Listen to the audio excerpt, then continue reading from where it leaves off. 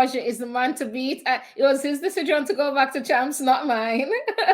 So he is definitely the one to beat at champs this year for me in the 100 meters. I can't see anybody beating him. Welcome back to another one, Trackies. Well, much has been said about Bouwahjgie Nkrume's decision to go back to Kingston College and race at the ISA Boys and Girls Athletics Championships for one more season. But before we get into his big race this weekend, please remember to show some love and like our video, subscribe to our channel. So now, become a trackie. Become a part of the Track It crew. Okay. So this weekend we saw Bouwahjgie Nkrume opening his season, strolling, walking the park, running 10-3-0. So now, does that silence all the people that wondered why did he decide to go back to Kingston College?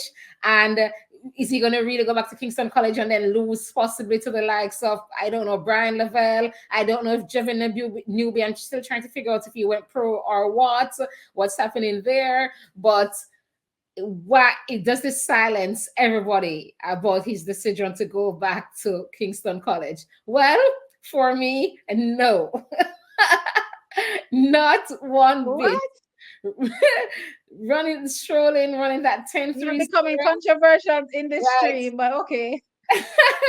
Running that 10-3-0 confirmed and reaffirmed what I thought before, that this young man should have gone pro and put his talents where it counted and not gone back to KC to waste time. Win a champs title. Waste time. So, you should say waste time. Oh my God. Dragons don't come from me. But yes, so anyway, Nkrume, personal favorite of mine. I've been watching this kid since ever. So I was excited to see that, coming from World Junior Championships, he's still everything that we thought he was. He's looking so good. I remember last year when Bouwahjgie was running, the corporate era champs and those meets early season before champs. And, running like 10-2s and times that those we thought those were remarkable. And now just seeing him strolling, running that 10-3, it just tells so early in the season, it just tells us that there is so much more. 10-2s. He wasn't running 10-2s this early. Oh, yeah, he ran 10-4. That was the first. I'm so sorry. Remember, you see, he has made such astronomical progress that it fell far from my mind. Yes, his personal best was 10-4-0. I remember at maybe the corporate era champ, something. I don't remember. But his best time was 10-4. Breaking his personal best last year. I remember that much. Yeah, so but it was in the mid-10s. It steadily got better from 10-4. 10-4 was the big number, and then it steadily got better from there. Thanks for the correction. So running 10-3 this early in the season, looking that good. Track is Bouwahjgie is the man to beat. It was his decision to go back to champs, not mine. So he is definitely the one to beat at champs this year for me in the 100 meters. I can't see anybody beating him. T, what's your take on Bouwahjie's form? You've become quite controversial this entire recording session. And it's quite interesting. What did I say about Bouwahjie? The question I asked if it was the right choice to go. If he silenced me, he kind of silenced me somewhat.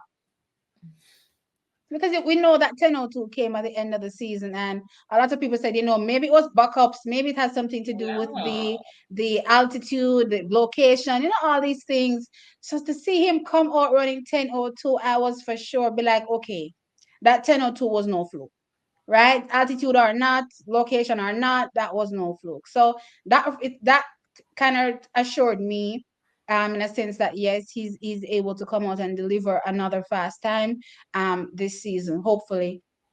Right? So I was happy and excited for that. As it relates to going back to high school, I'm still on the fence as it relates to him being back in high school, because I'm like, I've seen athletes go back to champs to win a title and it never works out because they either end up injured or something happened and it does not work out, and it's like a year wasted, if you know what I mean. That's what it looks like to me at the end of the day. So I'm Did not you sure. use Would the he going W pro? word?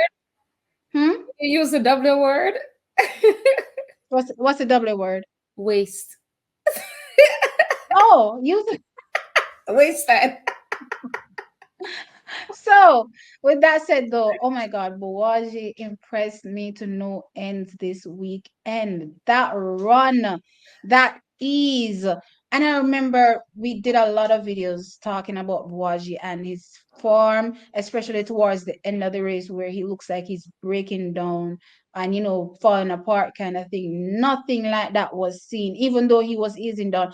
And track is, I don't know if you know, but for me personally, I hate it when the athletes ease down, because to me it's pointless. A lot of people will say, oh, save the big run for later, whatever the case is. But if his body is ready now to run 10:05, it's not going to change just because he eases down. His body is ready now to run 10:05. That's what that. So if you can do it, just do it, kind of thing.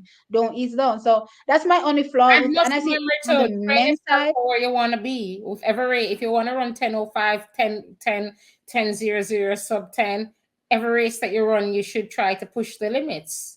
Right, you should, and that's how your body breaks barriers as well. And so for me, I've never really liked that, and I see it mainly on our men's side. And I didn't really hate it back in the day when Usain Bolt was around, but after Usain Bolt and everybody started to come to you thinking they were Usain Bolt, I was like, no, this needs to stop. So that's when I started hating it. But separate apart from that, he looked Why did you so bring up good. Usain Bolt? He Yes, cruised. right. Since you brought up Usain Bolt, I had to mention, since we're probably not going to speak about no one Lyles at all, I was listening to his post race interview. It's not to cut into Boa's conversation, but I was listening to his post race interview this weekend after winning the 60 meters against Trayvon Brumel, who persons tagged to win, and he had this to say. He said something along the lines that he's coming for he did the math and converted his time in the 60 meters to translate it what it was, because it was a personal best, what that translated to in the 100 meters and the 200 meters, and said he's coming for both world records. I wanted to say, no, Lyles, shut up. But anyway, that was what he said. He said he's coming for the 200-meter and the 100-meter world record. I wanted to say, enough I with don't you know, now, but I Lyles. can tell Stop. you, on a good day, he might be able to get the 200. Why? Because with wind and these tracks nowadays, it's a possibility. I think at the time when you saying broke the world record, they were all in negative winds. I don't remember, especially the 200. Was it a negative 0.9, something along those lines? I don't remember, but we tend to not get positive winds that much. So for the 200 meters, it's not that far off. I mean, he's at 19:31, so that's not really far off, kind of thing. If it's a good day, good wind, it's possible. As it relates to 100, I I thought think he he's was in looking the at it 19 twos. He's not in 19:31. okay. Oh, the only person that's in 19:2 is, I think, Johan. Johan. Okay, good. Mhm. And we're talking about 1919 now. He doesn't stand a chance, but but if even As the it relates to the 100, no. Anyway, back to Bouwahjie. yes. So, yeah, I think he's on par to do something really amazing this season. Will he, though, fend off the likes of Brian Level and also Newbie? No, I'm not sure if Newbie is gone pro or if he's still in high school. If he's still in high school, he's going to have it tough against Newbie, because coming out of last season, Newbie was, for me, the most outstanding junior. Even with Bouwahjie running that 10:02, Is what's his name in the from back of my Herbert mind, Morrison? Is he going pro? I'm not sure. I keep hearing rumblings that he is gone pro and he's no longer at KC. I No, am no, not sure no. if he's no longer in the school system. Then this is a point. I'm talking about my guy But if from he Herbert is, Morrison. Is he hmm? going pro? I'm talking about my guy there Oh, from Herbert Morrison. Uh oh, DeAndre Daly. right. Is he going pro? DeAndre. No, no, I'm not. I didn't hear any rumors of him No, going he's pro. another But factor there. yeah, but I don't think he. No, 10:02 is, yeah, that's a whole different ball game. Boaz, he looks like he can beat everybody in my mind. The only question mark right now for me is Newbie. He looks like he can take down level. for sure. If especially if level doesn't improve. I know he opened this season running an impressive 20.70, I think, over the 200. So that was crazy, as well as he's done run some 400s. But I haven't really seen anything to tell me that he's gonna challenge Bouwahjgie just yet in that 100 meters. So for sure, Bouwahjgie is definitely on pace to possibly winning. If there's no Jevon Newby or Jevon Newby, depending on how it's pronounced, I'm not sure, then I think it's a straight shot his win kind of thing, and it's his race to lose. But if Newby is there, then that's a possible strong contender for that number one spot. Okay, trackers.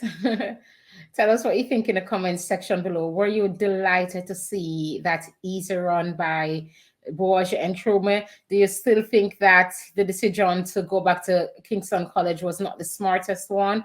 Or was it, his life, his decision, do what he may? Let us know your thoughts in the comment section below. I'm Tam. And I'm T. We'll catch you in another one.